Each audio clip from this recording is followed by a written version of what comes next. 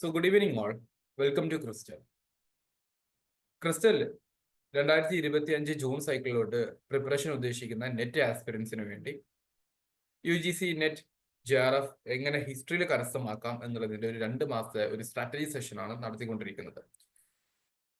അപ്പൊ ഈ 2 മാസം, അതായത് നമ്മുടെ മുമ്പിൽ അടുത്ത 2 മാസം സമയമുണ്ടെങ്കിൽ ഈ 2 മാസം നിങ്ങൾ എന്തൊക്കെ കാര്യങ്ങൾ നിർബന്ധമായിട്ടും ചെയ്യണം, എന്തൊക്കെയാണ് ചെയ്യാൻ പാടുള്ളത് എന്നുള്ളതിനെ കുറിച്ചാണ് നമ്മൾ ഇന്ന് ഡിസ്കസ് ചെയ്യുന്നത്. എല്ലാവർക്കും ക്രിസ്റ്റലിലേക്ക് സ്വാഗതം. അപ്പൊ അതിന്റെ ഭാഗമായിട്ട് we can have A beautiful discussion here. അപ്പൊ അതിന്റെ ഒരു ഭാഗമായിട്ട് എനിക്ക് പറയാനുള്ളത്, ഈ സെഷൻ കൊണ്ട് ഉപകാരപ്പെടുന്ന ആൾക്കാർ ആർക്കാണ് ഈ സെഷൻ ഹൈലി ബെനിഫിഷ്യൽ ആവുക എന്ന് ചോദിക്കുമ്പോൾ, ഒന്ന്, നിങ്ങൾക്ക് അറ്റ്ലീസ്റ്റ് ബേസിക് ഹിസ്റ്ററി നോളജ് എങ്കിലും വേണം.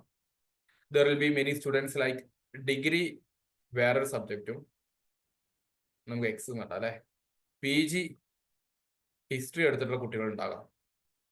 ഇങ്ങനത്തെ ഒരു സബ്ജക്റ്റിലുള്ള പോസിബിലിറ്റിയുള്ള കുട്ടികളുണ്ടാകും. അവരെ സംബന്ധിച്ചിടത്തോളം സബ്ജക്റ്റിന് താല്പര്യം കൊണ്ട് എടുത്തവരായിരിക്കും. പക്ഷെ അവർക്ക് എത്രമാത്രം ബേസിക് നോളജ് ഉണ്ട് എന്നുള്ളത് കൃത്യമായിട്ട് മനസ്സിലാക്കണം. അത് വളരെ ഇമ്പോർട്ടന്റ് ആയിട്ടുള്ള ഒരു കാര്യമാണ്. അതിന് നമ്മൾ നടത്തുന്ന ഒരു ക്രിസ്റ്റലിന്റെ ഒരു കോൺസെപ്റ്റൽ ടെസ്റ്റ് ഉണ്ട്. എത്രമാത്രം നിങ്ങൾക്ക് ഒരു കോൺസെപ്റ്റൽ ടെസ്റ്റ്, ആ ടെസ്റ്റ് നടത്തുന്ന സമയത്ത് നിങ്ങൾക്ക് മനസ്സിലാവും, ഈ ക്വസ്റ്റ്യൻസ് ആൻസർ ചെയ്യാൻ പറ്റുന്നുണ്ടോ പറ്റുന്നില്ലേ. അപ്പോൾ മനസ്സിലാവും നിങ്ങൾക്ക് എത്രമാത്രം ബേസിക് നോളജ് ഉണ്ട് എന്നുള്ളത്.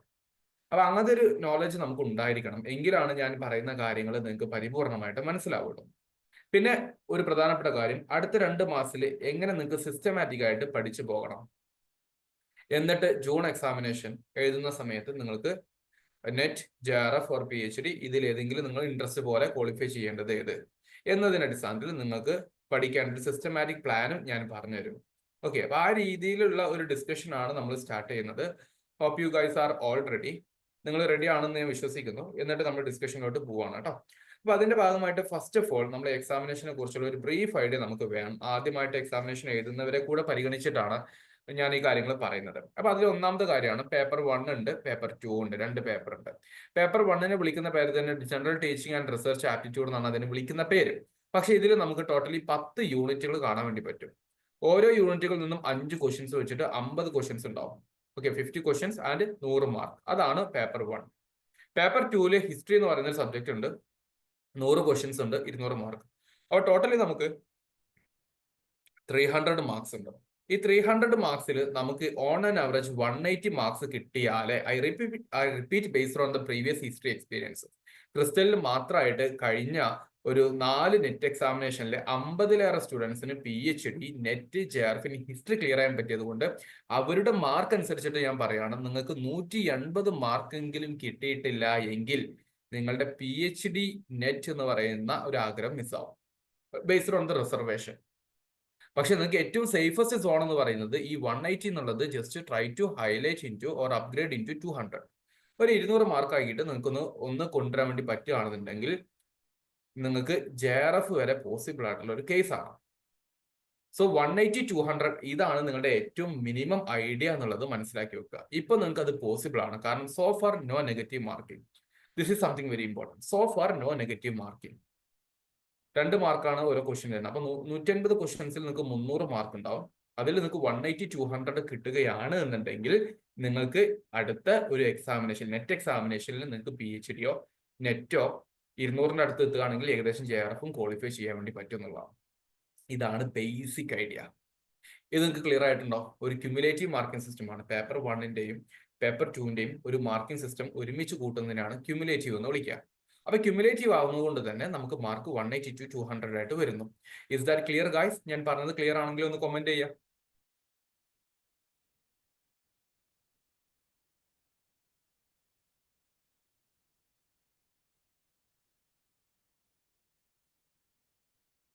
Fine fine, thank you. Okay, ഈ ഒരു തിരിച്ചറിവാണ് നമുക്ക് ഏറ്റവും പ്രധാനമായിട്ടും വേണ്ടത്. ഈ തിരിച്ചറിവ് ഉണ്ടാകുമ്പോൾ സാധാരണ നിങ്ങൾ എല്ലാവരും പഠിക്കും, ഒരുപാട് പഠിക്കാൻ വേണ്ടി ശ്രമിക്കും, പക്ഷെ ആരും ഇങ്ങനെ ഒരു ടാർഗറ്റ് വെക്കാറില്ല എന്ന് ഞാൻ വിചാരിക്കുന്നു. അപ്പൊ അതുകൊണ്ടാണ് പറയുന്നത് 180, 200 this is the safest zone. ഏറ്റവും ചുരുങ്ങിയത് 180 മാർക്കെങ്കിലും വേണം. ഇത് നിങ്ങളുടെ മനസ്സിൽ എപ്പോഴും ഓർമ്മയിൽ ഉണ്ടാവുക. ഇത് ഓർമ്മയിൽ ഉണ്ട് എങ്കിൽ ഇനി പറയാൻ പോകുന്ന കാര്യങ്ങൾ കുറച്ചുകൂടെ എളുപ്പമാണ്. കാരണം ഇനി നമ്മൾ പറയാൻ വേണ്ടി പോകുന്നത് എക്സാമിനേഷന്റെ സിലബസ് വെച്ചിട്ടുള്ള ഒരു അപ്രോച്ചാണ് പറയുന്നത്. നമുക്ക് സിലബസ് പ്രകാരം ഞാൻ പറയുന്ന കാര്യങ്ങൾ ശ്രദ്ധിച്ചു കേൾക്കുക. 6 തവണ നെറ്റ് എക്സാമിനേഷൻ എഴുതിയ 6 എക്സാംസും ക്ലിയർ ചെയ്ത വ്യക്തിയാണ് ഞാൻ. ഞാൻ പഠിപ്പിച്ചത് മൂലം 50-ലേറെ ഹിസ്റ്ററി സ്റ്റുഡൻസിന് ക്ലിയർ ചെയ്യാൻ പറ്റിയിട്ടുണ്ട്. 200+ ടോട്ടലി അല്ലാതെ നെറ്റ് സ്റ്റുഡൻസ് ക്ലിയർ ചെയ്യാൻ പറ്റിയിട്ടുണ്ട്. അതല്ലാതെ 2000-ലേറെ വരുന്ന സിവിൽ സർവീസ് ഉദ്യോഗസ്ഥരെ ഹിസ്റ്ററിയിൽ ട്രെയിൻ ചെയ്യിപ്പിച്ചിട്ടുള്ള ആൾ കൂടിയാണ് ഞാൻ. ആസ്പിരൻസിന്, ഉദ്യോഗസ്ഥരല്ല, ഉദ്യോഗാർത്ഥികളെ. ഓക്കെ, 2000-ലേറെ വരുന്ന കുട്ടികളെ. അപ്പൊ ആ ഒരു എക്സ്പീരിയൻസിൽ ഈ സബ്ജക്റ്റുകളെ കുറിച്ച് ഞാൻ വളരെ വ്യക്തമായിട്ട് ചില കാര്യങ്ങൾ പറഞ്ഞുതരും. അതൊന്ന് ശ്രദ്ധിച്ചു കേൾക്കുക. അതിന്റെ ഭാഗമായിട്ട് ഒന്ന്, നമുക്ക് ആൻഷ്യന്റ് ഹിസ്റ്ററി ഉണ്ട്, മെഡീവൽ ഉണ്ട്, മോഡേൺ ഇന്ത്യൻ ഹിസ്റ്ററി ഉണ്ട്. ഇത്രയും കാര്യങ്ങൾ നമുക്ക് സിലബസ് പ്രകാരം എക്സാക്ട്ലി കാണാൻ പറ്റും. വേൾഡ് ഹിസ്റ്ററി നമുക്ക് എക്സാക്ട്ലി കാണാൻ പറ്റില്ല. പക്ഷെ world history having certain relationship with the historiography നമുക്ക് കാണാൻ പറ്റും. ഹിസ്റ്റോറിയോഗ്രഫി എന്ന് പറയുന്ന ഒരു പോർഷൻ, റിസർച്ച് മെത്തേഡ് എന്ന് പറയുന്ന ഒരു സെപ്പറേറ്റ് യൂണിറ്റ് കാണാൻ വേണ്ടി പറ്റും. Then archaeology and culture. ഇവിടെ നിങ്ങൾ ശ്രദ്ധിക്കേണ്ടത്, നമുക്ക് ബേസിക്കലി പഠിക്കാൻ എത്ര ആണോ ഉള്ളതെന്ന് ചോദിച്ചു കഴിഞ്ഞാൽ ഇതാണ് ഐഡിയ. ഒന്ന്, നമുക്ക് ആൻഷ്യന്റ് ഉണ്ട്, മെഡീവൽ ഉണ്ട്, മോഡേൺ ഉണ്ട്, ഹിസ്റ്റോറിയോഗ്രഫി ഉണ്ട്. ഈ 4 പക്ഷെ ഈ 4 നിന്ന് മാത്രമല്ല പലപ്പോഴും ചോദ്യങ്ങൾ ചോദിക്കുക. മറിച്ച് ആൻഷ്യന്റ്, മെഡീവൽ, മോഡേൺ റിലേറ്റ് ചെയ്തിരിക്കുന്ന അതിന്റെ ഹിസ്റ്റോറിയോഗ്രഫി, അതായത് especially regarding the sources of history of these particular periods of ancient, medieval and modern, ഇതിൽ നിന്ന് ചോദ്യങ്ങൾ ചോദിക്കാറുണ്ട്. സോഴ്സസ് അതിന് കൃത്യമായിട്ട് പറയുന്ന ഒരു സിലബസ് സ്റ്റഡിയാണ് ഹിസ്റ്റോറിയോഗ്രഫി. അതിൽ നിന്ന് നമുക്ക് വേൾഡ് ഹിസ്റ്ററിയുടെ ചില ക്വസ്റ്റ്യൻസും ചില എക്സാമുകളിൽ കയറി വരാറുണ്ട്. അതാണ് വേൾഡ് ഹിസ്റ്ററിയുടെ ചില ഭാഗങ്ങളിൽ ഹിസ്റ്റോറിയോഗ്രാഫി റിലേറ്റ് ചെയ്ത് കയറി വരും എന്ന് പറയുന്നതിന്റെ ചുരുക്കം. പിന്നെ ഈ ആൻഷ്യന്റ് മെഡീവലും ഏറ്റവും കൂടുതൽ റിഫ്ലക്ട് ചെയ്യുന്നതാണ് ആർക്കിയോളജിക്ക് and culture related topic. Especially while you are learning ancient history, you are having more archaeological sources and throughout the history you have very important culture. When I say culture, നിങ്ങൾക്ക് ഓരോ കാലഘട്ടത്തിൽ ഉണ്ടായിരുന്ന പ്രധാനപ്പെട്ട ആർട്ടുകൾ എന്തൊക്കെയാണ്, ലിറ്ററേച്ചറുകൾ എന്തൊക്കെയാണ്, ആർക്കിടെക്ചറുകൾ എന്തൊക്കെയാണ് എന്ന് നിങ്ങൾ പഠിക്കേണ്ടിയിരിക്കുന്നു. അപ്പൊ അങ്ങനത്തെ കൾച്ചർ വരുന്നുണ്ട്. സോ ഇങ്ങനെ കുറച്ച് പ്രധാനപ്പെട്ട ടോപ്പിക്സുകൾ നമുക്ക് മേജർ ആയിട്ടുണ്ട്. പക്ഷേ സിലബസ് പ്രകാരം നമുക്ക് 10 യൂണിറ്റുകൾ എടുത്ത് നോക്കുമ്പോൾ we have ancient, medieval, modern Indian history plus historiography 4 ഉള്ളൂ. പക്ഷെ അത് ഒന്നുകൂടി ഡീകോഡ് ചെയ്ത് നോക്കുന്ന സമയത്ത് നമുക്ക് കുറച്ചുകൂടെ വിശാലമായിട്ട് കാണാൻ വേണ്ടി പറ്റും. പിന്നെ മറ്റൊരു കാര്യം കൂടെ എനിക്ക് നിങ്ങളോട് പറയാനുള്ളത്, സിലബസുകൾ ഒരു പക്ഷേ upcoming exams may be June അല്ലെങ്കിൽ ഡിസംബർ ആകുമ്പോഴേക്കും ഒരു പക്ഷേ അപ്ഗ്രേഡ് ചെയ്യാനുള്ള സാധ്യതയുണ്ട്. അത് ചെയ്യുമ്പോൾ നിങ്ങൾ മനസ്സിലാക്കി വെക്കേണ്ടത്, there will be some new addition to history. Paper 1 പോലെ തന്നെ പേപ്പർ 1 അത്യാവശ്യം 5 യൂണിറ്റുകൾ മാറാൻ സാധ്യതയുണ്ട് എന്നുള്ളത് ഞാൻ പറഞ്ഞു കൊടുത്തിട്ടുണ്ടായിരുന്നു in our different webinars and live sessions, ക്ലാസ് റൂമിന്റെ ഭാഗമായിട്ടൊക്കെ. ഇവിടെ ഹിസ്റ്ററിയിൽ നോക്കുമ്പോൾ നമുക്ക് ചില സ്പെസിഫിക് ടോപ്പിക്സ് കാണേണ്ടി പറ്റും. ഞാൻ ഒരൊറ്റ എക്സാമ്പിൾ ആണ് പറയുന്നത്. നിങ്ങൾക്ക് കാശ്മീർ ഹിസ്റ്ററിയെ കുറിച്ച് കേട്ടിട്ടുണ്ടോ? കാശ്മീർ ഹിസ്റ്ററിയുമായി ബന്ധപ്പെട്ടിട്ട് ഒരു പ്രധാനപ്പെട്ട ഒരു സോഴ്സ് ഉണ്ടല്ലോ, അതിന്റെ പേരാണ് രാജതരംഗിണി. കേട്ടിട്ടുണ്ടല്ലോ? ഇതിന്റെ ഓഥർ ആരാന്ന് കോമന്റ് ചെയ്തേ. കാശ്മീർ ഹിസ്റ്ററിയുമായി ബന്ധപ്പെട്ടിട്ടുള്ള ഒരു ഓഥറിന്റെ പേരുണ്ട്, രാജതരംഗിണി എന്ന് എഴുതിയിട്ടുള്ള പുസ്തകത്തിന്റെ ആള്. Very good. നിങ്ങൾ എല്ലാവരും ഇത് അഡ്രസ് ചെയ്തിട്ടുണ്ട്. That's something very beautiful and very basic information. ആരാണ്? കൽഹണ എന്ന് പറയുന്ന ആള്. എന്നാൽ ഞാൻ അടുത്തൊരു ചോദ്യം ചോദിക്കുകയാണ്. ദ്വിതീയ രാജതരംഗിണി എന്ന് പറയുന്ന പുസ്തകത്തിന്റെ ഓഥറുടെ പേരെന്ത്? ദ്വിതീയ രാജതരംഗിണി വിളിക്കുന്ന പേരാണ് സെക്കൻഡ് രാജതരംഗിണി എന്നുള്ളത്. ഞാൻ ചോദിക്കുന്ന ചോദ്യം വളരെ കൃത്യമാണ്, നിങ്ങൾ ശ്രദ്ധിക്കേണ്ടത്. ദ്വിതീയ രാജതരംഗിണി എന്ന് പറയുന്ന രണ്ടാമത്തെ രാജതരംഗിണിയുടെ ഓഥറുടെ പേരെന്ത്? ഒന്ന് കൽഹണയാണ്, രണ്ടാമത്തത് ആര്? അറിയുന്നവർ കൊമന്റ് ചെയ്യുക, അറിയാത്തവര് അറിയില്ല എന്നെങ്കിലും കൊമന്റ് ചെയ്ത് നോക്കിക്കേ. Very good, thank you Shamseena. കേട്ടിട്ടില്ല, അത് അപ്രീഷിയബിൾ ആണ്. ഏറ്റവും പ്രധാനപ്പെട്ട കാര്യം അതാണ്. ജോൺ രാജ എന്നാണ് ഉത്തരം. Arya very good. Then someone like Bhagavath comment ചെയ്തിട്ടുണ്ട്, ജോൺ രാജ. എന്നാൽ എന്റെ അടുത്ത ചോദ്യം, ഈ 1-2 ചോദ്യങ്ങൾ നെറ്റ് എക്സാമിനേഷനിൽ ചോദിച്ചിട്ടുണ്ട്. We have third Rajatarangini, fourth Rajatarangini, fifth Rajatarangini. നിങ്ങൾ കേട്ടിട്ടുണ്ടോ?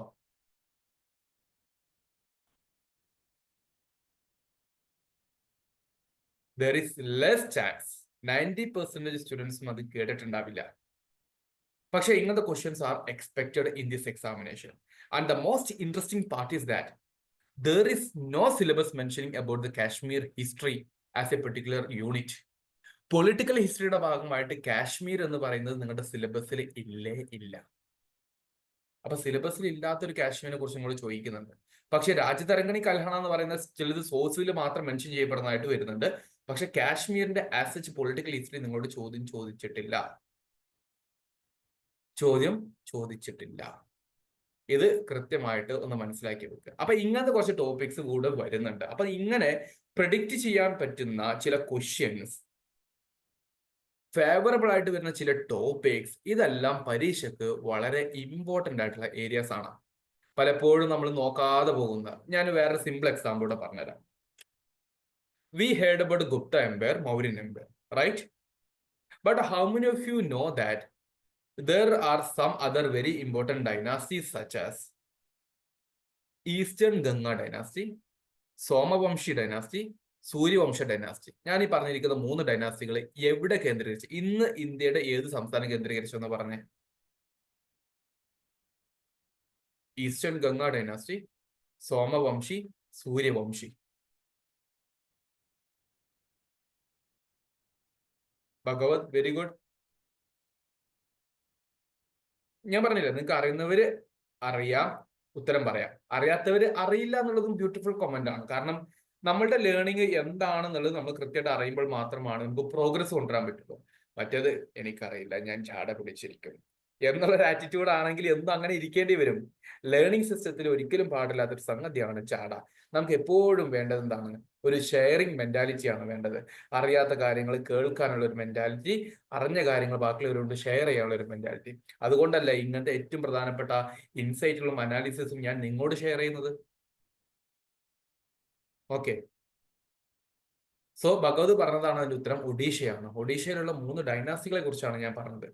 അപ്പൊ അവരുടെയൊക്കെ കൾച്ചറൽ കോൺട്രിബ്യൂഷൻസ് ഉണ്ട്. ഇതൊന്നും സാധാരണ ജനറൽ ഹിസ്റ്ററിയിലോ ഡിഗ്രിയിലോ PGയിലോ നമ്മൾ പഠിക്കാൻ പോകുന്നില്ല. അപ്പൊ അങ്ങനത്തെ ടോപ്പിക്സ് വരെ ഇവിടെ കയറി വരുന്നുണ്ട് എന്നുള്ളതാണ് ഇവിടെ നിങ്ങൾ മനസ്സിലാക്കി വെക്കേണ്ട ഏറ്റവും പ്രധാനപ്പെട്ട പോയിന്റ്. അപ്പൊ അങ്ങനത്തെ ഏരിയയിൽ നിന്ന് ക്വസ്റ്റ്യൻസ് വരുമ്പോഴാണ് പലപ്പോഴും പല കുട്ടികള്, ഞാൻ പഠിച്ച ഹിസ്റ്ററിയിൽ ഇതില്ലല്ലോ, നിങ്ങൾക്ക് തോന്നിയിട്ടില്ല അങ്ങനെ? ഞാൻ ഹിസ്റ്ററിയിൽ കേൾക്കാതെ പല സംഭവങ്ങളും ചോദിച്ചിട്ടുണ്ട് എന്നുള്ളത്. അതെന്തുകൊണ്ടാ? നമ്മൾ സിലബസ് അടിസ്ഥാനത്തിൽ വൃത്തിക്ക് കൃത്യമായിട്ട് കാര്യങ്ങൾ പഠിച്ചിട്ടുണ്ടോ എന്ന് ചോദിക്കുമ്പോൾ ഇല്ല എന്നുള്ളതാണ് യാഥാർത്ഥ്യം. ഞാൻ വേറൊരു കാര്യം പറഞ്ഞുതരാം. നിങ്ങൾക്ക് സിലബസിൽ എത്ര ടോപ്പിക്സ് നിങ്ങൾക്ക് ടോട്ടലി പഠിക്കാനുണ്ടെന്ന് എത്ര പേർക്ക് അറിയാം? അതായത് ഏറ്റവും പ്രധാനപ്പെട്ട ടോപ്പിക്കുകൾ, for example Indus valley civilisation ഒരു ടോപ്പിക്കായിട്ട് പരിഗണിക്കുക, വേദിക് ഏജ് ഒരു ടോപ്പിക്കായിട്ട് പരിഗണിക്കുക, ബുദ്ധിസം ഒരു ടോപ്പിക്ക്, ജൈനിസം ഒരു ടോപ്പിക്ക്, മൗര്യൻ എംപയർ ഒരു ടോപ്പിക്ക്, ഗുപ്ത ഒരു ടോപ്പിക്ക്. അങ്ങനെ നമുക്ക് എത്ര ടോപ്പിക്കുകൾ ടോട്ടലി പഠിക്കാനുണ്ട് എന്നുള്ളത് how many of you no?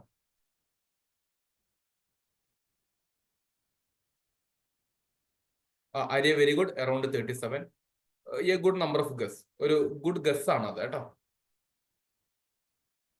ഞാൻ ഗസ് വർക്കാ നിങ്ങളോട് ചോദിക്കുന്നുള്ളൂ, ഒരിക്കലും റിയലി നമുക്ക് പറയാൻ പറ്റില്ല. കാരണം ഞാൻ എണ്ണുമ്പോൾ ചിലപ്പം അതിലൊരു ഏറ്റക്കുറച്ചില്, ഞാൻ ചിലപ്പോൾ അത് കൂട്ടും കൂട്ടാതിരിക്കും, നിങ്ങൾ എണ്ണുമ്പോൾ അത് കൂട്ടിയിട്ടുണ്ടാവും. So there will be kind of range അല്ലെ, ഒരു ഫ്ലക്ച്വേഷൻ ഉണ്ടാവും. നിങ്ങൾ പറഞ്ഞാൽ മതി ഏകദേശം 50 to 60 അങ്ങനെ ഒരു റേഞ്ചിൽ പറഞ്ഞാൽ മതി. പക്ഷെ എനിക്കറിയണം നിങ്ങൾക്ക് എത്രമാത്രം അതിനെക്കുറിച്ചുള്ള ധാരണ ഉണ്ട് എന്നുള്ളത്. എങ്കിൽ മാത്രമാണ് അടുത്ത ഒരു 2 മാസം എങ്ങനെ നിങ്ങൾ ഇത് യൂട്ടിലൈസ് ചെയ്യണം എന്നുള്ളതിനെ കുറിച്ച് നിങ്ങൾക്കൊരു ഐഡിയ ഉണ്ടാവുള്ളൂ. നിങ്ങൾ വിചാരിക്കും നിങ്ങളുടെ കയ്യിൽ 2 മാസമുണ്ട്, 500 ടോപ്പിക്സ് ഉണ്ട്, അപ്പൊ ഒരു ദിവസം നിങ്ങൾ എത്ര എണ്ണം പഠിക്കണം? ഭയങ്കര റിസ്ക് അല്ലേ? ഏറ്റവും ചുരുക്കം നിങ്ങൾ ഒരു ദിവസം എന്ത് ചെയ്യണം? ഒരു 8 മുതൽ 9 ടോപ്പിക്ക് പഠിക്കണം. ഫൈൻ. അപ്പോ അത് കൃത്യമായിട്ട് മനസ്സിലാക്കി വെക്കുക. അതുകൊണ്ടാണ് ഞാൻ ചോദിച്ചത്. നിങ്ങൾ പറ. ഒരാൾ മാത്രമേ പറഞ്ഞുള്ളൂ. എന്താ പറയാൻ മടിയാണ്? ഗസ് അല്ലേ ഞാൻ നിങ്ങളോട് ചോദിക്കുന്നുള്ളൂ. ഗസ്സിന് ഗസ് എന്നുള്ളൊരു അർത്ഥം കൂടിയുണ്ട്. നമുക്ക് ഗസ് ചെയ്യാം, അതിൽ തെറ്റില്ല. ഗസ്സിൽ തെറ്റില്ല. ഗസ് ചെയ്യാനുള്ളതാണ്.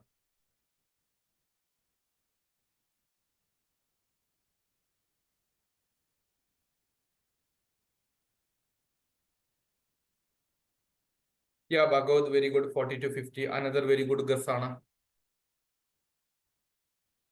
വേഗം പറഞ്ഞു കഴിഞ്ഞാൽ വേഗം നമുക്ക് ബാക്കിയുള്ളത് പറയാം. ഞാൻ ഇങ്ങനത്തെ കുറച്ച് കാര്യങ്ങൾ ചെയ്യിപ്പിക്കുന്നത് നിങ്ങളെ ഞാൻ ട്രാക്കിലോട്ട് കൊണ്ടുവരാൻ വേണ്ടി കൂടിയാണ്. This is something very important. നമ്മൾ കളിക്കാൻ വേണ്ടി പോകുന്ന കളത്തിന്റെ ഗ്രൗണ്ടിന്റെ വൃത്തിക്കുള്ള ഒരു അണ്ടർസ്റ്റാൻഡിംഗ് ഉണ്ടെങ്കിൽ മാത്രമാണ് നമുക്ക് ഗെയിം നല്ലപോലെ കളിക്കാൻ പറ്റുള്ളൂ. എന്നതുപോലൊക്കെ തന്നെയാണ് നമ്മൾ എഴുതാൻ പോകുന്ന പരീക്ഷയെ കുറിച്ച് കൃത്യമായിട്ട്, സബ്ജക്റ്റിനെ കുറിച്ച് കൃത്യമായിട്ടൊരു ധാരണ ഉണ്ടാകും മാത്രമാണ് നമുക്ക് ചെയ്യാൻ പറ്റുക. ആകെ ആര്യയും ഭഗവതും മാത്രമേ പറഞ്ഞിട്ടുള്ളൂ. ബാക്കിയുള്ളവർക്ക് എന്താ ഗസ്സിനെ പോലുള്ള കപ്പാസിറ്റി ഇല്ലേ? എങ്കിൽ നിങ്ങൾ പരീക്ഷ ക്ലിയർ ചെയ്യില്ല. കാരണം പല ക്വസ്റ്റ്യൻസിന്റെയും ആൻസർ നമുക്ക് നേരിട്ട് അറിയില്ല എങ്കിൽ പോലും ഗസ് വർക്കിലൂടെ വേണം നമ്മൾ എത്തിച്ചേരാൻ വേണ്ടി. അങ്ങനെ ഒരു പ്രാക്ടിക്കാലിറ്റി ഉണ്ട്. അതുകൊണ്ട് മനസ്സിലാക്കി വെക്കുക, personality and attitude something very important to clear any examination. നിങ്ങൾ ഇവിടെ എന്ത് പറയാണ്ടിരിക്കുമ്പോൾ സത്യത്തിൽ നിങ്ങൾ നിങ്ങളോടാണ് ചതി കാണിക്കുന്നത്. കാരണം നിങ്ങളെ കൊണ്ട് ഒരു തിങ്കിങ് കപ്പാസിറ്റിക്കുള്ള ഒരു ഓപ്പർച്യൂണിറ്റി തന്നിട്ട് നിങ്ങളുടെ ബ്രെയിൻ അത് പ്രോസസ് ചെയ്തിട്ട് നിങ്ങൾക്ക് അതിനുള്ള റെസ്പോൺസ് തരുന്നില്ല എന്നുള്ളതാണ്. അപ്പൊ അങ്ങനെ നിൽക്കുന്ന സമയത്ത് ക്വസ്റ്റ്യൻ പേപ്പർ കാണുന്ന സമയത്ത് ക്വസ്റ്റ്യൻസ് കാണുന്ന സമയത്ത് അയ്യോ സ്റ്റക്കായി നിൽക്കും, ക്വസ്റ്റ്യൻസ് കിട്ടത്തില്ല, അൺഅറ്റംപ്റ്റഡ് ക്വസ്റ്റ്യൻ ആകും, അല്ലെങ്കിൽ എലിമിനേഷൻ മെത്തേഡ് അപ്ലൈ ചെയ്യാൻ പറ്റുന്ന ക്വസ്റ്റ്യൻ പോലും നിങ്ങൾ സ്കിപ്പ് ഔട്ട് ചെയ്യും. This is going to happen guys. അതുകൊണ്ടാണ് പറയുന്നത് അവസരം കിട്ടിയ കേസ് ചെയ്തു. Thank you Fathima Ansiya 4850. Okay, ഇനി ഞാൻ പറയാം, ബാക്കിയുള്ളവർ ആലോചിച്ച് പണ്ടാറടങ്ങിയിട്ടുണ്ടാവും അല്ലെ. അറൗണ്ട് 43 എന്താ നമ്പർ? Okay fine. അറൗണ്ട് നിങ്ങൾക്ക് 65 to 70 ടോപ്പിക്സ് ഉണ്ട്. ഞാൻ കാൽക്കുലേറ്റ് ചെയ്തത് 69 ആണ്. ഞാൻ അങ്ങനെ തന്നെ പറയുന്നു. എന്റെ കാൽക്കുലേഷൻ പ്രകാരം 69 topics that you have to learn from the UGC net history syllabus. That is your course code 06 എന്നാണ് നമ്മുടെ സബ്ജക്റ്റിന്റെ കോഡ് വരുന്നത്. അതിൽ നിങ്ങൾക്ക് 65 മുതൽ 70 ടോപ്പിക്സ് ഉണ്ട്. നിങ്ങൾക്ക് സംശയം ഉണ്ടെങ്കിൽ നിങ്ങൾ സിലബസ് എടുത്ത് നോക്കിക്കോ, ഒരു പ്രശ്നമില്ല. ഞാൻ കൃത്യമായിട്ട് അളന്ന് മുറിച്ച് എണ്ണി പറയുന്നതാണ്. എന്തുകൊണ്ടാണെന്ന് വെച്ചാൽ നമ്മുടെ കോഴ്സിന്റെ ഭാഗമായിട്ട് പിള്ളേർക്ക് ഇത് കൃത്യമായിട്ട് ഡെലിവറി ചെയ്യുന്നുണ്ട്. ഇത്രയും ടോപ്പിക്സും കാര്യങ്ങളും ഇതിന്റെ ഭാഗമായിട്ട് ഇത്രയും കാര്യങ്ങൾ പിള്ളേർ പഠിച്ചിരിക്കണം എന്നുള്ളതുകൊണ്ട്. കാരണം ഈ 65-70 നിങ്ങൾ ഇതൊരു 50 കൂട്ടിക്കോ. ഈ 50 ടോപ്പിക് വളരെ വൃത്തിക്ക് പഠിക്കുമ്പോൾ മാത്രമാണ് ഒരു സ്റ്റുഡന്റിന് on an average out of 100 70 questions എങ്കിലും ആൻസർ ചെയ്യാൻ പറ്റുക. എന്നാലാണ് അവർക്ക് നെറ്റും JRF എത്താൻ പറ്റുള്ളൂ. അതിന് നല്ല പ്രാക്ടീസ് വേണമെന്നുണ്ടെങ്കിൽ ആദ്യം സിലബസിനെ കുറിച്ച് കൃത്യമായിട്ടുള്ള അറിവ് വേണം. അതുകൊണ്ടാണ് ഞാൻ പറയുന്നത് നിങ്ങൾക്ക് 65 മുതൽ 70 ടോപ്പിക്സ് കൃത്യമായിട്ട് പഠിക്കാനുണ്ട്. അപ്പൊ നിങ്ങൾ ഒരു പക്ഷേ അത് പഠിച്ചെത്തിയിട്ടുണ്ടാവില്ല, അല്ലെങ്കിൽ പലപ്പോഴും പല ടോപ്പിക്സ് പല സ്ഥലത്തായിട്ട് റാൻഡംലി പഠിച്ചിട്ടുണ്ടാവും. അതിനെ നമുക്കൊന്ന് സിസ്റ്റമാറ്റിക് ആയിട്ട് കൊണ്ടുപോകണം. അതിനു വേണ്ടിയാണ് ഇന്നത്തെ നമ്മളുടെ ഈ ഒരു സെഷൻ വെച്ചിരിക്കുന്നത്. How you can go for A beautiful 2-month study oriented, revision oriented, MCQs oriented study plan. അതാണ് നമ്മൾ ഇനി ഡിസ്കസ് ചെയ്യാൻ വേണ്ടി പോകുന്നത്. ഓക്കെ, ആ ഡിസ്കഷന്റെ ഭാഗമായിട്ട് ഞാൻ ഇവിടെ നിങ്ങൾക്ക് ഒരു ഓവർവ്യൂ തരാം. 2 മാസം എന്ന് പറഞ്ഞു കഴിഞ്ഞാൽ 8 ആഴ്ചകളാണ്, 8 to 9 ആഴ്ചകളാണ് വരുന്നത്. ഏപ്രിൽ മാസത്തിൽ നമ്മൾ ഈ ഒരു റിവിഷൻ തുടങ്ങുകയാണെന്ന് വിചാരിക്കാം. നമ്മളൊരു പ്രോഗ്രാം സ്റ്റാർട്ട് ചെയ്യണമെന്ന് വിചാരിക്കുക. 2 മാസത്തെ ഏപ്രിൽ മെയ് കംപ്ലീറ്റ് ആകുമ്പോഴേക്കും, അതായത് ജൂൺ ഫസ്റ്റ് വീക്ക് ആകുമ്പോഴേക്കും നിങ്ങൾക്ക് നിങ്ങളുടെ ഈ പ്രോഗ്രാം ഫുൾ എന്ത് ചെയ്യും, സെറ്റ് ആയിട്ട് കിട്ടും. അതാണ് ചെയ്യുന്നത്. അപ്പോൾ അതിലെന്താ ചെയ്യേണ്ടത്? വീക്ക് 1 to 4 എന്ന് പറഞ്ഞാൽ ആദ്യത്തെ ഒരു മാസം നിങ്ങൾ ചെയ്യേണ്ടത് കോൺസെപ്റ്റ് ബിൽഡിംഗ്, നോട്ട്സ് പ്രിപ്പറേഷൻ എന്നുള്ളതാണ്. അതായത് നിങ്ങൾ ഇതുവരെ നെറ്റ് എക്സാമിനേഷന്റെ പ്രിപ്പറേഷൻ ആരംഭിക്കാത്തവരാണെങ്കിൽ പോലും നിങ്ങൾ ഏപ്രിൽ മാസം മുതൽക്ക് ആരംഭിക്കുകയാണെന്ന് വിചാരിക്കുക. അപ്പൊ ഏപ്രിൽ 1 to 30 ഒരു സമയത്ത് you guys can do that. നിങ്ങളുടെ നോട്ടിലും നല്ലൊരു റീഡിങ്ങിലും സിസ്റ്റമാറ്റിക് ആയിട്ടുള്ള ഒരു വായനയിലും നിങ്ങൾക്ക് സമയം സ്പെൻഡ് ചെയ്യാം. അത് വായിച്ചു കഴിഞ്ഞാൽ നിങ്ങൾക്ക് ഏപ്രിൽ കഴിഞ്ഞതിന് ശേഷം മെയ് മാസം മുതൽക്ക് നിങ്ങൾക്ക് കുറച്ചുകൂടെ അഡ്വാൻസ്ഡ് ആയിട്ടുള്ള ടോപ്പിക്സ് നോക്കാം. ഞാൻ നേരത്തെ പറഞ്ഞ പോലെ കുറച്ച് പ്രധാനപ്പെട്ട ടോപ്പിക്, എന്നിട്ട് അതിന്റെ ആൻസർ റൈറ്റിംഗ് ആണ് കൊടുത്തിരിക്കുന്നത്, ആൻസർ സോൾവിംഗ് പ്രാക്ടീസ്. ഓക്കെ, അതെങ്ങനെ കൃത്യമായിട്ട് ആൻസർ സോൾവ് ചെയ്യാം എന്നുള്ളത്. അപ്പൊ മെയ് മാസത്തിൽ നിങ്ങൾ ചെയ്യേണ്ടത് എന്താണ്? റിവിഷനും കാര്യങ്ങളും, അതിന്റെ കൂട്ടത്തിൽ MCQsന് നല്ല ഇമ്പോർട്ടൻസ് കൊടുക്കുക എന്നുള്ളതാണ്. ഫൈനലി നോക്കിക്കേ, ലാസ്റ്റത്തെ 2 ആഴ്ച, അതായത് 14 ദിവസം, അവസാനത്തെ 14 ദിവസം നിങ്ങൾ ചെയ്യേണ്ടത് ഇന്റൻസീവ് റിവിഷൻ. നിങ്ങൾ വീണ്ടും ടോപ്പിക്കുകൾ കൃത്യമായിട്ട് വായിക്കുന്നു, മോക്ക് ടെസ്റ്റുകൾ ചെയ്യുന്നു. ഇതാണ് നിങ്ങൾ ചെയ്യേണ്ട ഏറ്റവും പ്രധാനപ്പെട്ട കാര്യത്തിന്റെ ഒരു ജസ്റ്റ് ഔട്ട്ലൈൻ. ഈ ഔട്ട്ലൈനെ ഞാൻ ഒന്നും കൂടി വിശദീകരിച്ച് പറഞ്ഞുതരും. അപ്പൊ ആദ്യത്തെ ഒരു മാസം നിങ്ങൾ ചെയ്യേണ്ടത് കോൺസെപ്റ്റ് ബിൽഡിങ്ങിന് ഇമ്പോർട്ടൻസ് കൊടുക്കുക, നോട്ട് പ്രിപ്പറേഷന് അത്യാവശ്യം ഇമ്പോർട്ടൻസ് കൊടുക്കുക. അപ്പൊ നിങ്ങളുടെ കയ്യിൽ ഒരു നല്ലൊരു സ്റ്റാൻഡേർഡ് നോട്ട് ഉണ്ടാവും അല്ലെ. അതേ സമയത്ത് വീക്ക് 5 to 6 എന്ന് പറയുമ്പോൾ ഒരു മാസത്തിന് ശേഷം നിങ്ങൾ എന്ത് ചെയ്യുക, ഈ കോൺസെപ്റ്റും ബേസിക്സും ഇതൊക്കെ സെറ്റ് ആയി കഴിഞ്ഞ ശേഷം അഡ്വാൻസ്ഡ് ആയിട്ടുള്ള എക്സാമിനേഷന്റെ ഡിമാൻഡ് അനുസരിച്ചുള്ള കോണ്ടന്റിന്റെ ഇൻഡെപ്തിലോട്ട് പോവുക. എന്നിട്ട് സോൾവിങ് ആരംഭിക്കുക. ലാസ്റ്റത്തെ 2 ആഴ്ച പക്ക റിവിഷൻ സോൾവിങ് ഇതാവണം. അപ്പൊ നിങ്ങൾ എക്സാം മോഡിലോട്ട് കംപ്ലീറ്റ് ആയിട്ട് സ്വിച്ച് ചെയ്യും. ആ കംപ്ലീറ്റ് സ്വിച്ച് ചെയ്യുന്നത് ഡെഫിനറ്റ്ലി നിങ്ങൾക്ക് നല്ലൊരു സ്കോർ വാങ്ങിക്കാൻ വേണ്ടി പറ്റും. ഇതാണ് ഈ സ്ട്രാറ്റജിയുടെ പ്രത്യേകത. ഇനി ഞാൻ ഇത് ഒന്നും കൂടി ഇലാബറേറ്റ് ചെയ്ത് പറയാം. നിങ്ങൾ ശ്രദ്ധിക്കുക, ഈ വീഡിയോ കാണുന്ന ആൾക്കാർ പറ്റുമെങ്കിൽ ഇത് എഴുതിയെടുക്കുക. കുറച്ച് പ്രധാനപ്പെട്ട പോയിന്റ്സ് ഞാൻ പറഞ്ഞുതരും. അപ്പൊ അങ്ങനത്തെ കുറച്ച് കാര്യങ്ങൾ നിങ്ങൾ നോക്കണം. വളരെ ഇമ്പോർട്ടന്റ് ആയിട്ടുള്ള കുറച്ച് ടിപ്സ് ഞാൻ ഇതിന്റെ ഇടയ്ക്ക് മിക്സപ്പ് ചെയ്തിട്ടാണ് പറഞ്ഞുതരിക. ആദ്യത്തെ വീക്ക് 1 to ആദ്യത്തെ 14 ദിവസം നിങ്ങൾ ആൻഷ്യന്റ് മിഡീവൽ ഹിസ്റ്ററിയുടെ പൊളിറ്റിക്കൽ ഹിസ്റ്ററി ആദ്യം കൃത്യമായിട്ട് മനസ്സിലാക്കി വെക്കുക. പൊളിറ്റിക്കൽ ഹിസ്റ്ററി, ആൻഷ്യന്റ് മിഡീവലിന്റെ പൊളിറ്റിക്കൽ ഹിസ്റ്ററി. അപ്പോൾ കുറെ ഡൈനാസ്റ്റികൾ നിങ്ങൾ കേൾക്കും, അവരുടെ സോഴ്സസ് ഓഫ് ഇൻഫർമേഷൻ കിട്ടും, മേജർ ഡൈനാസ്റ്റി ഉണ്ടാവും, കൾച്ചർ കിട്ടും. ഈ സോഴ്സസ് പഠിക്കുമ്പോൾ തന്നെ നിങ്ങൾ ഹിസ്റ്റോറിയോഗ്രാഫി അവിടെ കവറപ്പ് ചെയ്യും യഥാർത്ഥത്തിൽ. അതുകൊണ്ടാണ് അവിടെ വെക്കുന്നത്. അപ്പൊ അതിന് നിങ്ങൾ ബേസിക് നോളജിന് NCERT ലെവൽ നോളജ് ഉണ്ടോ എന്ന് നോക്കുക. ഞാൻ NCERT വായിക്കണം എന്ന് പറയുന്നതിനേക്കാൾ അപ്പുറത്തോട്ട് NCERT ലെവൽ, ആ ലെവലിലുള്ള നോളജ് ഉണ്ടോ എന്ന് നോക്കുക. അത് ഉണ്ടെന്നുണ്ടെങ്കിൽ നിങ്ങൾ സ്റ്റാൻഡേർഡ് ബുക്കിലോട്ട് ചാടുക. That is one example is Upinder Singh, medieval ഇന്ത്യക്ക് സതീഷ് ചന്ദ്രയുടെ വോളിയം 1 വോളിയം 2. സിംഗിൾ ബുക്കല്ല, 2 ബുക്കുകളുണ്ട്. അപ്പൊ ഇവിടെ നേരെ പോയിട്ട് ഉപീന്ദർ സിംഗ് വായിക്കാന്ന് വിചാരിച്ചു കഴിഞ്ഞാൽ ഒരു വർഷം തീർന്നു കിട്ടും. ഉപീന്ദർ സിംഗ് വായിച്ചു തീർക്കാൻ അത്രക്കും പാടാണ്. എന്നാൽ ഉപീന്ദർ സിംഗ് വായിച്ചിട്ട് അതിന്റെ വീഡിയോസും കാര്യങ്ങളെല്ലാം ചെയ്തിട്ടുള്ള ഒരാളാണ് ഞാൻ എന്നുള്ളത് പലർക്കും അറിയാം. ഹിസ്റ്ററി ഫോർ എക്സാംസ് എന്ന് പറയുന്ന നമ്മുടെ യൂട്യൂബ് ചാനലുണ്ട്. ക്രിസ്റ്റൽ അല്ലാതെ ഒരു ഇംഗ്ലീഷ് യൂട്യൂബ് ചാനലാണ് ഹിസ്റ്ററി ഫോർ എക്സാംസ്. അതിൽ ഉപീന്ദർ സിംഗിന്റെ ടെക്സ്റ്റ് ബുക്ക് അടിസ്ഥാനത്തിലുള്ള വീഡിയോ സീരീസ് ഒക്കെ ഉണ്ട്. അത് വേണമെങ്കിൽ നിങ്ങൾക്ക് കണ്ടു നോക്കാം. നിങ്ങൾക്ക് കിട്ടാവുന്ന ഒരു ഫ്രീ റിസോഴ്സ് ആണ്. ഓക്കെ, അപ്പൊ അങ്ങനെ നമ്മളത് കണ്ടു പഠിക്കാം, വായിച്ചു പഠിക്കാം. സ്വന്തമായിട്ട് വായിച്ചു പഠിക്കാനാണെങ്കിൽ നല്ല ടൈം എടുക്കും. കാരണം ഉപീന്ദർ സിംഗ് എന്ന് പറയുന്ന പുസ്തകത്തിന് ഒരുപാട് ലിമിറ്റേഷൻസ് ഉണ്ട്. Some students are thumbs up കണ്ടിട്ടുണ്ടാവും അല്ലെ? ഓക്കെ, ഞാൻ പറഞ്ഞതെന്ന് വെച്ചാൽ ഉപീന്ദർ സിംഗ് പറഞ്ഞ ബുക്ക് വളരെ വോളിയംനെസ് ആയിട്ടുള്ള സൂപ്പർ ഹിസ്റ്റോറിക്കൽ വർക്കാണ്. അത് വായിച്ചെടുക്കാൻ നല്ല ബുദ്ധിമുട്ടാണ്. പല സ്ഥലത്തു നിന്നുള്ള അനാലിസിസും കാര്യങ്ങളൊക്കെ വരുന്നതുകൊണ്ട് അതിൽ നിന്ന് നമ്മൾ ഫാക്റ്റുകൾ പെറുക്കിയെടുക്കണം. ഓക്കെ, അത് ഭയങ്കര ബുദ്ധിമുട്ടാണ്. പക്ഷേ ഞാൻ ഒരു കാര്യം അഡീഷണലി പറയാണ്, since some students ask in the chat privately, നമ്മുടെ ക്ലാസ്സസ് പോകുന്നത് ആൻഷ്യന്റ് ഇന്ത്യ നമ്മൾ കവറപ്പ് ചെയ്യുന്നത് Upinder Singh plus exam oriented മോഡലാണ്. അതായത് എക്സാം ഓറിയന്റഡ് ലേണിംഗ് ഉണ്ടാവും, അതിലോട്ട് ഉപീന്ദർ സിംഗിന്റെ കോണ്ടന്റ് ആഡ് ചെയ്തിട്ടാണ് നമ്മുടെ ക്ലാസ് റൂം ഒക്കെ പോകുന്നത്. ലെറ്റ് ഇറ്റ് ബി ദർ, ചോദിച്ചുകൊണ്ട് പറഞ്ഞത് മാത്രം. അതേസമയത്ത് വേറൊരു ചോദ്യം ചോദിച്ചിട്ടുള്ളത് NCERTs ഏതൊക്കെയാണെന്നുള്ളത്. NCERT ശ്രദ്ധിച്ചു കേൾക്കുക. അവർ പാസ്റ്റ് 1, 2, 3 ഈ 3 പുസ്തകങ്ങളാണ് നിങ്ങളെ സഹായിക്കാൻ വേണ്ടി പോകുന്ന ഏറ്റവും ബേസിക് ലെവൽ ബുക്ക്. ഇത് 6, 7, 8 6ാം ക്ലാസ്, 7ാം ക്ലാസ്, 8ാം ക്ലാസ് കുട്ടി പഠിക്കുന്ന പുസ്തകം. ഇത് കേൾക്കുമ്പോൾ ഈ അടിച്ചിട്ട് അയ്യേ അവര് പഠിക്കുന്ന പുസ്തകമാണ് ഞാൻ പഠിക്കുന്നത് വിചാരിക്കേണ്ട. അതിലെ കോണ്ടന്റ് സൂപ്പറാണ്. ചിലപ്പോൾ നമ്മൾ പോലും വായിക്കുമ്പോൾ ഓ ഇത് ഇങ്ങനെ ആയിരുന്നോ എന്ന് നമ്മൾ വിചാരിക്കും. ഒരു പക്ഷെ നമ്മൾ ഡിഗ്രിക്കോ PGക്കോ പോലും പഠിക്കാതെ ഇൻഫോർമേഷൻ നമുക്ക് അവിടെ നിന്ന് കിട്ടും. അപ്പൊ അതാണ് ആദ്യം വേണ്ടത്. അവർ പാസ്റ്റ് 1, 2, 3, 6, 7, 8 ക്ലാസ്സുകളുടെ ഇൻഫോ. ഇത് basic level. Hope it is clear. അതാണ് NCERT. ആഫ്രിൻ ക്ലിയർ ആയോ? ചോദിച്ചില്ലായിരുന്നോ?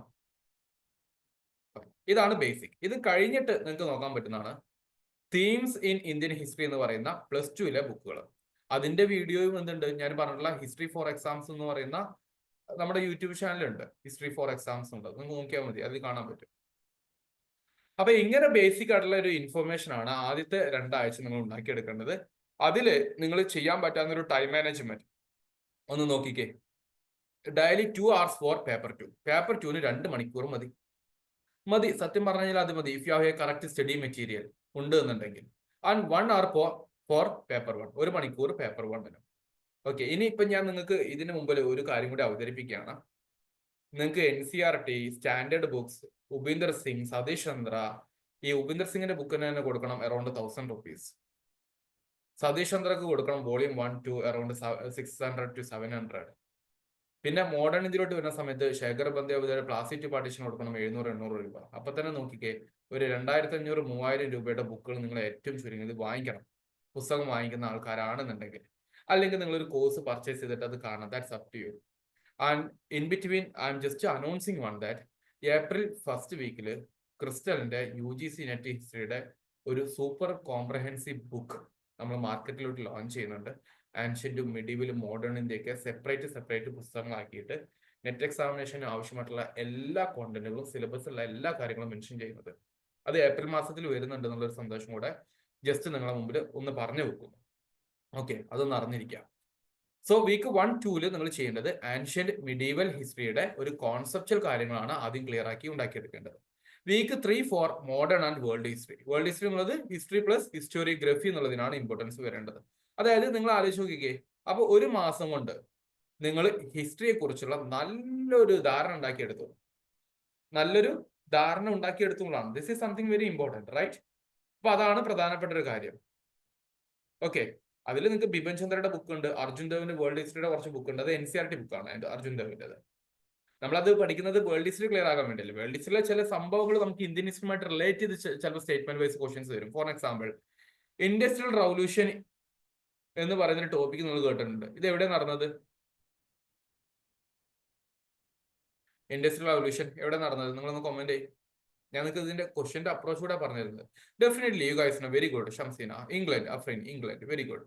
അപ്പൊ ഇത് ഇങ്ങനെയാണെങ്കിൽ പോലും നിങ്ങളോട് പരീക്ഷയ്ക്ക് ചോദിക്കാൻ വേണ്ടി പോകുന്നത് consider the following statement regarding industrial revolution and its impact on India. Statement A, B, C, D, E 5 statement തരും. So this author mentioned that industrial revolution was one of the reasons behind the deindustrialization of India. ഒരു perspective ഒന്ന് തന്നു. അപ്പൊ അവിടെ നടന്ന സംഭവം ഇവിടെ മായിട്ട് റിലേറ്റ് ചെയ്തിട്ടുള്ള ചോദ്യങ്ങൾ ചോദിക്കാം.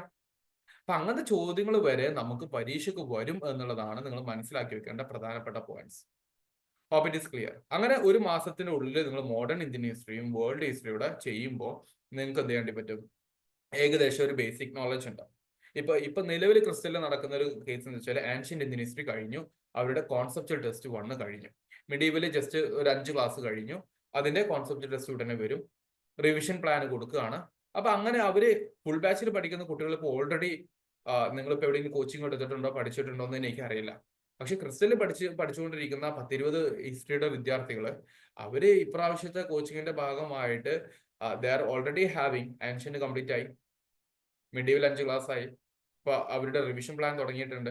അപ്പൊ അങ്ങനത്തെ കുറച്ച് കാര്യങ്ങൾ ഓൾറെഡി ഇവിടെ സ്റ്റാർട്ട് ചെയ്തിട്ടുണ്ട്. അപ്പോൾ നേരത്തെ പഠിക്കുന്നതാണ് എന്തുകൊണ്ട് നല്ലത് എന്നുള്ളത് ജസ്റ്റ് മനസ്സിലാക്കി വെക്കുക. നൗ രണ്ടാമത്തെ മാസം വീക്ക് 5 to 6 നിങ്ങൾ റിസർച്ച് മെത്തേഡ്സ്, ആർക്കിയോളജി, കുറച്ചുകൂടെ കൾച്ചറൽ ടോപ്പിക്കിന് ഇമ്പോർട്ടൻസ് കൊടുക്കുക ബേസ്ഡ് ഓൺ PYQs. എന്നിട്ട് നിങ്ങൾ അതിൽ നിന്നുള്ള പോയിന്റ്സും കാര്യങ്ങളൊക്കെ എന്ത് ചെയ്യുക, എഴുതിയെടുക്കാൻ വേണ്ടി ശ്രമിക്കാം. അത് നിങ്ങൾക്ക് സെൽഫായിട്ട് ചെയ്യാൻ പറ്റുന്ന കാര്യമാണ് പറഞ്ഞത്. ഇതല്ലാതെ നമുക്ക് രീതിയിൽ പഠിക്കാം കേട്ടോ. ഇപ്പൊ ഞാൻ തന്നെ നിങ്ങൾക്ക് ഒരു ഇൻസൈറ്റ് ഇട്ട് തന്നു. രാജതരംഗണി എന്ന് പറയുന്ന കല്ഹണയുണ്ട്, രണ്ടാമത്തെ ആള് ജോൺ രാജ് ഉണ്ട്, 3, 4, 5 ആരാ നമുക്കറിയില്ല, പക്ഷെ അതിന് ആൾക്കാരുണ്ട്. അതിനെ കുറിച്ചൊരു ഐഡിയ നമുക്ക് ഉണ്ടാക്കിയെടുക്കണം. അവിടെയാണ് നമ്മുടെ നെറ്റ് എക്സാമിനേഷനും ഒരു കോംപ്രഹെൻസീവ് അണ്ടർസ്റ്റാൻഡിംഗ് ഓഫ് ഹിസ്റ്ററി നടക്കാൻ വേണ്ടി പോകുന്നത്. That should be our method of learning. അങ്ങനെ ആയിരിക്കണം നമ്മൾ നെറ്റ് എക്സാമിനേഷന് പഠിക്കേണ്ടത്. അത് വളരെ ഇമ്പോർട്ടന്റ് ആയിട്ടുള്ള ഒരു കാര്യമാണെന്നുള്ളത് നിങ്ങൾ മനസ്സിലാക്കി വെക്കുക. ആൻഡ് ഫൈനലി ലാസ്റ്റത്തെ 2 ആഴ്ച, രണ്ടാമത്തെ മാസത്തിന്റെ 2 ആഴ്ച നിങ്ങൾ 4 to 5 ഫുൾ ലെങ്ത് ടെസ്റ്റുകൾ ചെയ്യണം. അതായത് ഇത് എന്തിനാണെന്ന് വെച്ചാൽ നിങ്ങൾക്ക് ടൈം മാനേജ്മെന്റ് ഉണ്ടോ, റിവിഷൻ ചെയ്യുന്ന സമയത്ത് റീടെൻഷൻ ഉണ്ടോ എന്നുള്ള കാര്യങ്ങൾക്ക് അറിയാൻ വേണ്ടിയാണ് ഫുൾ ടെസ്റ്റിലോട്ട് വരുന്നത്. അപ്പൊ ഇങ്ങനെ ആയിരിക്കണം നമ്മൾ നമ്മുടെ പ്രോഗ്രാംസ് ആസൂത്രണം ചെയ്യേണ്ടത്. നിങ്ങൾ തന്നെ ഒന്ന് ആലോചിച്ച് നോക്കിക്കേ. ഫസ്റ്റ് നമ്മൾ ചെയ്യേണ്ടത് ആൻഷ്യന്റ്, മിഡീവൽ, ഇത് കൃത്യമായിട്ട് ഒരു പൊളിറ്റിക്കൽ ഡെവലപ്മെന്റിലൂടെയും സോഴ്സസിലൂടെയും ഡൈനാസ്റ്റിയുടെയും പ്രധാനപ്പെട്ട ഇവന്റുകളുടെയും മനസ്സിലാക്കി വെക്കും. 3-4 മാസത്തിൽ മോഡേൺ ഇന്ത്യക്ക് കൂടുതൽ ഇമ്പോർട്ടൻസ് കൊടുക്കുക. വേൾഡ് ഹിസ്റ്ററി പ്ലസ് ഹിസ്റ്റോറിയോഗ്രാഫിക്ക് കുറച്ച് റിലേഷൻഷിപ്പ് കൊടുക്കുക. ഓക്കെ, വേൾഡ് ഹിസ്റ്ററി അത്ര ആസച്ച് നിർബന്ധമല്ല, അതുകൊണ്ട് വേൾഡ് ഹിസ്റ്ററി ഒരുപാട് സമയം കളയരുത്. ഏറിപ്പോയി ആ കോൺസെപ്റ്റുമായിട്ട് മാത്രം ടച്ചപ്പ് ചെയ്യുക. Industrial revolution, socialism, world war and impact over India, അങ്ങനത്തെ കുറച്ച് കാര്യങ്ങൾ മാത്രം. അത് നിങ്ങൾക്ക് മോഡേൺ ഇന്ത്യയിലൂടെയും പഠിച്ചു പോകാം. ബട്ട് അതിനുള്ളൊരു കപ്പാസിറ്റിയും നോട്ട്സും നിങ്ങളുടെ കയ്യിൽ വേണമെന്നുള്ള, അത് നിങ്ങൾക്ക് ഉപീന്ദർ സിംഗ് നിന്നോ ശേഖർ ബന്ദോപാധ്യായുടെ പാർട്ടീഷൻ നിന്നോ അന്ന് കിട്ടില്ല. അത് എക്സാം ഓറിയന്റഡ് ആയിട്ടുള്ള കോണ്ടന്റുകൾ. അപ്പൊ അത് ആ ലെവലിൽ നമ്മൾ പഠിച്ചു എടുക്കാൻ വേണ്ടി ശ്രദ്ധിക്കുക എന്നുള്ളതാണ്. പിന്നീട് എന്ത് ചെയ്യുക, നമ്മൾ കുറച്ചുകൂടെ കൾച്ചർ പരമായിട്ടുള്ള കുറച്ചുകൂടെ അഡ്വാൻസ് ലെവലിൽ ടോപ്പിക്കിലോട്ട് പോവുക. ശേഷം ഫുൾ ലെങ്ത് ടെസ്റ്റുകൾ, അങ്ങനത്തെ കുറച്ച് കാര്യങ്ങൾ ചെയ്യുക എന്നുള്ളതാണ് നമ്മൾ ചെയ്യേണ്ട ഏറ്റവും പ്രധാനപ്പെട്ട കാര്യം. ഇത്രയും കാര്യങ്ങൾ നമുക്ക് ചെയ്യാൻ പറ്റുവാണെങ്കിൽ ഡെഫിനറ്റ്ലി നിങ്ങളുടെ അടുത്ത നെറ്റ് എക്സാമിനേഷൻ എന്ന് പറയുന്നത് that will be much more super, കുറച്ചുകൂടെ പവർഫുൾ ആയിരിക്കും എന്ന് എനിക്ക് പറഞ്ഞു തരാൻ വേണ്ടി പറ്റും. കാരണം ഇത് കഴിഞ്ഞ 4 നെറ്റ് എക്സാമിനേഷനിൽ നമ്മളിത് അപ്ലൈ ചെയ്തു. അതിന്റെ റിസൾട്ടാണ് ക്രിസ്റ്റലിന് എസ്പെഷ്യലി ഹിസ്റ്ററി എന്ന് പറയുന്ന ഒരു സബ്ജക്റ്റിൽ നമുക്ക് കാണാൻ വേണ്ടി സാധിക്കുന്നത്. ഓക്കെ, അപ്പൊ അതായത് വളരെ പ്രൂവൺ ആയിട്ടുള്ള സ്ട്രാറ്റജീസ് ആണ് ഞാൻ നിങ്ങളുടെ മുമ്പിൽ അവതരിപ്പിച്ചിട്ടുള്ളത്. ആ കാര്യം ഒന്ന് മനസ്സിലാക്കാൻ വേണ്ടി ശ്രമിക്കുക. This is something very important. ഇത് നിങ്ങൾക്ക് ഓക്കെ ആണെന്നുണ്ടെങ്കിൽ നമ്മൾ ഇനി കുറച്ച് കോമൺ മിസ്റ്റേക്കുകൾ ഇതോടെ പറഞ്ഞിട്ട് നമ്മുടെ സെഷൻ ഉടനടി നിങ്ങളുടെ ഡൗട്ട് ക്ലിയറൻസ് സെഷനിലോട്ട് പോകും.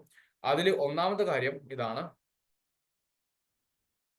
നിങ്ങൾ ചില മിസ്റ്റേക്കുകൾ അവോയ്ഡ് ചെയ്യാൻ വേണ്ടി നിങ്ങൾ ഒരിക്കലും ഈ 2 മാസത്തിനുള്ളിൽ പേപ്പർ 1 അവോയ്ഡ് ചെയ്യരുത്, ഇഗ്നോർ ചെയ്യരുത്. ഇത് ഭയങ്കര ഇമ്പോർട്ടൻ്റ് ആണ്. പല സ്റ്റുഡൻസും പേപ്പർ 2 കഴിഞ്ഞില്ലല്ലോ എന്ന് ടെൻഷൻ അടിച്ചിട്ട് പേപ്പർ 1 അങ്ങ് സ്കിപ്പ് ചെയ്യും. ഞാൻ നിങ്ങൾക്ക് പേപ്പർ 1ഉം പേപ്പർ 2ഉം കൂട്ടിയിട്ടാണ് ഒരു 180 മാർക്സ് എങ്കിലും വേണം എന്ന് പറഞ്ഞത്. പക്ഷെ നിങ്ങൾ പേപ്പർ 2 മാത്രം ഫോക്കസ് ചെയ്ത് പോയി കഴിഞ്ഞാൽ നിങ്ങൾക്ക് മാക്സിമം കിട്ടാൻ വേണ്ടി ചാൻസ് ഉള്ളത് 130 to 140 ആണ്. അത് മാക്സിമം ടോപ്പ് മാർക്ക് ആയിരിക്കും. പേപ്പർ 1 നിങ്ങൾ ശ്രദ്ധിച്ചിട്ടില്ലെങ്കിലും നിങ്ങൾക്ക് ഒരു 20 to 25 മാർക്ക് കിട്ടും. പക്ഷെ അപ്പോഴും ബാക്കി 75 മാർക്ക് ഔട്ടാണ്. പക്ഷെ നിങ്ങൾ ശ്രദ്ധിച്ചിട്ടുണ്ടെങ്കിൽ നിങ്ങൾക്ക് ഈ മാർക്ക് ഒരു 70 എത്താൻ പറ്റുകയാണെങ്കിൽ നിങ്ങൾ ആലോചിക്കുക 130 + 70 ഇത് എത്രയാ 200 ആയി. അപ്പൊ നമ്മുടെ JRF കിട്ടാനുള്ള സാധ്യത എത്രയുണ്ട്? ഹൈ ആണ്. അപ്പൊ ആ രീതിയിൽ വേണം നിങ്ങൾ മനസ്സിലാക്കി പഠിക്കാൻ. അപ്പൊ ഒന്നാമത്തത് ഒരിക്കലും നിങ്ങൾ പേപ്പർ 1 എന്ത് ചെയ്യാൻ പാടില്ല, ഇഗ്നോർ ചെയ്യാൻ പാടില്ല. രണ്ടാമത്തത് നോട്ട് റിവൈസിങ് റെഗുലർലി. നിങ്ങൾ റെഗുലർ ആയിട്ട് റിവൈസ് ചെയ്തിട്ടില്ല എങ്കിൽ അതും ബുദ്ധിമുട്ടാവും. ഇന്നിപ്പോ പഠിക്കണോ നാളെ പഠിക്കാം അല്ലെ എന്നുള്ളത് ഒരു തോട്ട്, അത് that's not going to help you. Daily നിങ്ങൾ കുറച്ചെങ്കിലും അതിന് ശരിയായിട്ട് രീതിയിൽ ചെയ്യണം. അതിന് നമ്മൾ ചിലപ്പോൾ 1 മണിക്കൂറോ 2 മണിക്കൂറോ സിനിമ കാണാനോ ബാക്കിയുള്ള ആക്ടിവിറ്റീസിനോ നമ്മൾ മാറ്റിയെങ്കിലും 1 മണിക്കൂർ പഠിച്ചിട്ട് ഇതൊക്കെ ചെയ്യുള്ളൂ എന്ന് ആലോചിച്ച് നോക്കിക്കുക. അപ്പൊ പഠനം നടന്നോളൂ. And over relying on a single source. ഒരു സിംഗിൾ സോഴ്സിൽ നമ്മൾ എന്ത് ചെയ്യാൻ പാടില്ല, കൂടുതൽ റിലേ ചെയ്യാൻ പാടില്ല. ഇത് പറയാൻ കാരണം സാധാരണ രീതിയിൽ എല്ലാവരും പറയുന്ന ഒരു കാര്യം എന്താണ്, നിങ്ങൾ മൾട്ടിപ്പിൾ സോഴ്സസിന്റെ പിന്നാലെ പോകരുത് എന്നുള്ളതാണ്. ഓക്കെ, പക്ഷെ ഇവിടെ സിംഗിൾ സോഴ്സ് മതിയാകില്ല എന്ന് പറയാൻ കാരണം നെറ്റ് എക്സാമിനേഷൻ ഞാൻ പറഞ്ഞു 2 ലെവൽ ഓഫ് ക്വസ്റ്റ്യൻസ് ആ ചോദിക്കുക. ഒന്ന് ബേസിക് ആണ്, മറ്റൊന്ന് അഡ്വാൻസ്ഡ് ആണ്.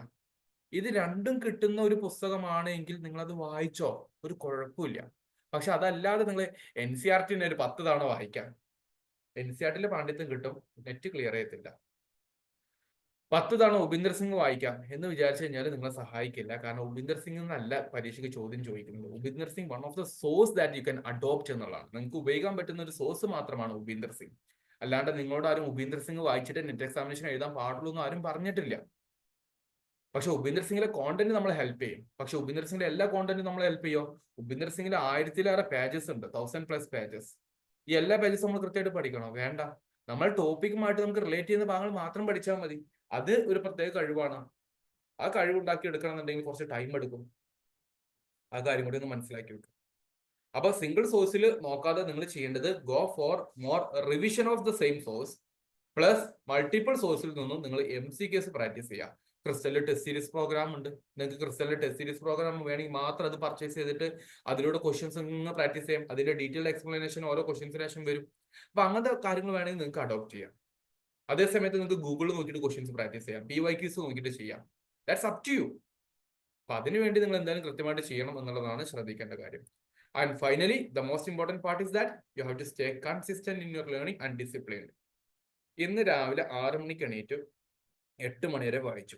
നാളെ 1 മണി ടു 1:15, പിന്നെ 3:30 ടു 4. ഇങ്ങനെ പല സമയത്ത് ആകരുത്. Make it discipline and consistent on A particular time. അത് നിങ്ങൾക്ക് നല്ലതായിരിക്കും.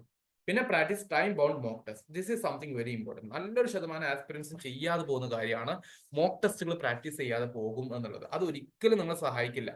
പക്ഷെ നിങ്ങൾ എത്രമാത്രം മോക്ക് ടെസ്റ്റ് ചെയ്യുന്നുണ്ടോ അത്രക്ക് നിങ്ങൾക്ക് വിജയിക്കാൻ വേണ്ടി പറ്റും. ഞാനിത് പറയാൻ കാരണം last week I met with Reshma നമ്മുടെ JRF കിട്ടിയിട്ടുള്ള ഹിസ്റ്ററിയിലെ നമ്മുടെ സ്റ്റുഡന്റ് ആണ്, ഫുൾ ബാച്ചിൽ ഉണ്ടായിരുന്ന സ്റ്റുഡന്റ് ആണ്. അപ്പൊ അവര് പറഞ്ഞത് ലൈക്ക് സർ എല്ലാ ദിവസവും രാത്രി 9:30 മുതൽ 10 മണി വരെ ഞാൻ മോക്ക് ടെസ്റ്റിന്റെ ക്വസ്റ്റ്യൻസ് എടുത്തിട്ട് അത് കൃത്യമായിട്ട് ഹൗ ഐ സോൾവ്, ഞാൻ എങ്ങനെ ഇത് സോൾവ് ചെയ്തു എന്ന് പ്രാക്ടീസ് ചെയ്യുമായിരുന്നു എന്നുള്ളത്. ഒരു 2 മാസം സമയം അവർ കൃത്യമായിട്ട് ചെയ്തിട്ടുണ്ട്. അതുകൊണ്ടാണ് ഇപ്രാവശ്യം എനിക്ക് JRF കിട്ടിയത്. പ്ലസ് സാറിന്റെ എലിമിനേഷൻ ട്രിക്സും എന്ന് പറഞ്ഞു. ഞാൻ കുറച്ച് എലിമിനേഷൻ ട്രിക്സ് പഠിപ്പിച്ചു കൊടുക്കാറുണ്ട്. അപ്പൊ ആ എലിമിനേഷൻ ട്രിക്സും കാര്യങ്ങളും വെച്ചിട്ട് എങ്ങനെ സോൾവ് ചെയ്യാൻ പറ്റും എന്നുള്ള ഒരു കാര്യം ഞാൻ നിങ്ങളുടെ നേരത്തെ ഗസ് ചെയ്യാൻ പറഞ്ഞു അല്ലെ. അപ്പൊ ആ രീതിയിലുള്ള കുറച്ച് ആക്ടിവിറ്റി ബൗണ്ടഡ് ആയിട്ടുള്ള കുറച്ച് കാര്യങ്ങളാണ് അവിടെ വരുന്നത്. So the point is that അങ്ങനെ കൃത്യമായിട്ട് മോക്ക് ടെസ്റ്റ് ചെയ്ത് കഴിഞ്ഞാൽ മാത്രമേ നമുക്ക് വിജയിക്കാൻ വേണ്ടി പറ്റുള്ളൂ. I repeat and repeat, this is something very very important. And use previous year trends to predict questions. ഇത് ഞാൻ നിങ്ങൾക്ക് ഓൾറെഡി പ്രെഡിക്റ്റ് ചെയ്ത് തന്നു ഒരു മോഡല്.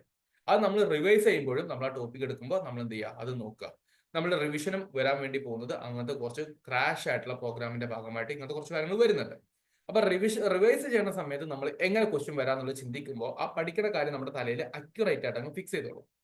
സച്ച് അക്യുറസി ബേസ്ഡ് ആയിട്ടുള്ള ലേണിംഗ് ആണ് നമുക്ക് വേണ്ടത്. ഇതാണ് നിങ്ങൾ ചെയ്യേണ്ട ഏറ്റവും പ്രധാനപ്പെട്ട കാര്യം.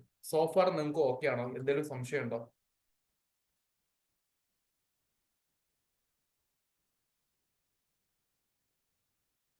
Any doubt guys? അത് ഓക്കെ ആണോ? Give me a reply.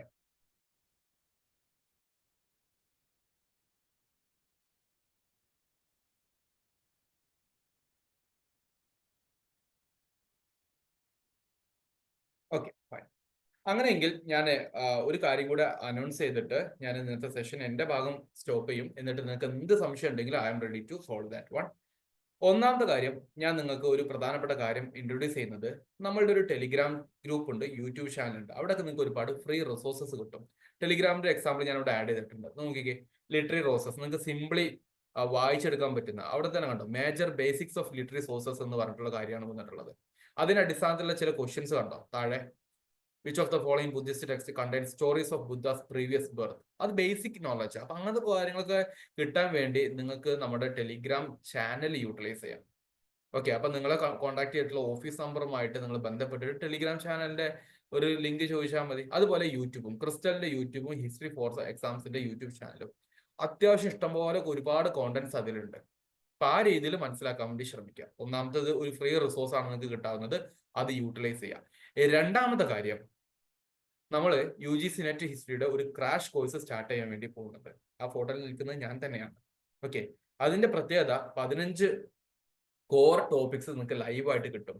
Examination ആവശ്യമായിട്ടുള്ള 15 core classes, 10 live discussion sessions, MCQs. നമ്മൾ അതിനെ വിളിക്കുന്ന പേര് റൗണ്ട് ടേബിൾ ഡിസ്കഷൻസ് എന്നുള്ളതാണ്. നമ്മുടെ നെറ്റ് എക്സാമിനേഷനിൽ പിള്ളേർക്ക് ഏറ്റവും കൂടുതൽ എലിമിനേഷൻ മെത്തേഡ്സ് പറഞ്ഞു കൊടുക്കുന്ന ഡിസ്കഷൻ സെഷൻസ് ആണ് റൗണ്ട് ടേബിൾ എന്ന് പറയുന്നത്. അതിന് പുറമെ 5 സെക്ഷണൽ ടെസ്റ്റും 3 ഫുൾ ടെസ്റ്റും കിട്ടുന്ന ഒരു പ്രോഗ്രാം ഏപ്രിൽ 7-നാണ് നമ്മൾ സ്റ്റാർട്ട് ചെയ്യുന്നത്. അതായത് ഇപ്പൊ നമ്മുടെ മുമ്പിൽ ഒരു 2-3 ആഴ്ച അതിന് മുമ്പിൽ ഫ്രീ ആയിട്ട് കിടപ്പുണ്ട്. പക്ഷേ നേരത്തെ ജോയിൻ ചെയ്യുന്ന ആൾക്കാർക്ക് 2 ബെനിഫിറ്റുകൾ ഇതിന്റെ ഭാഗമായിട്ട് കിട്ടും.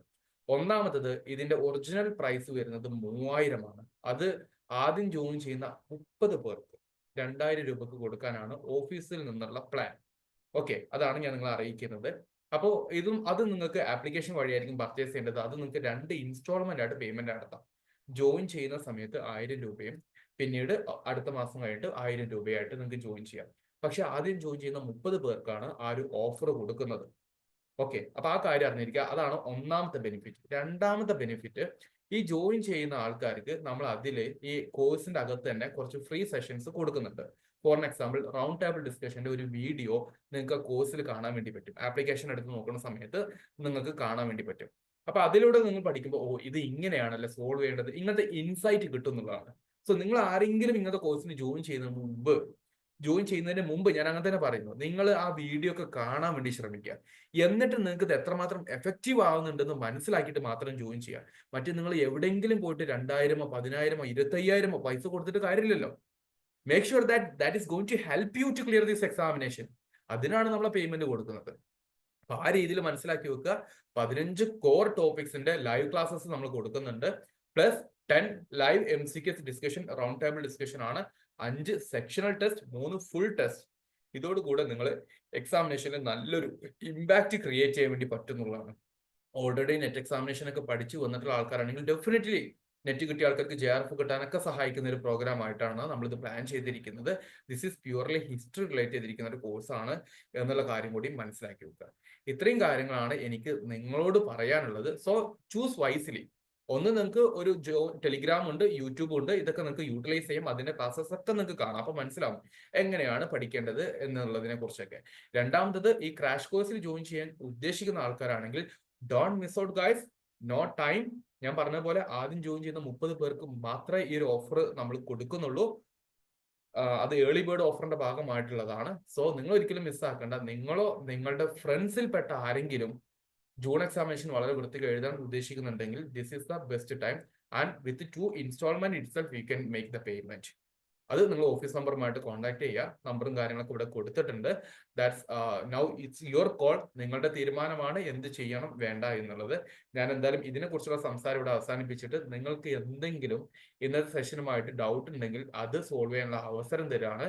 U can either use chat, otherwise you can use mic. നിങ്ങൾക്ക് എന്ത് സംശയം ഉണ്ടെങ്കിലും ചോദിക്കാം. Okay, I'll be responding to that now. So it's your turn.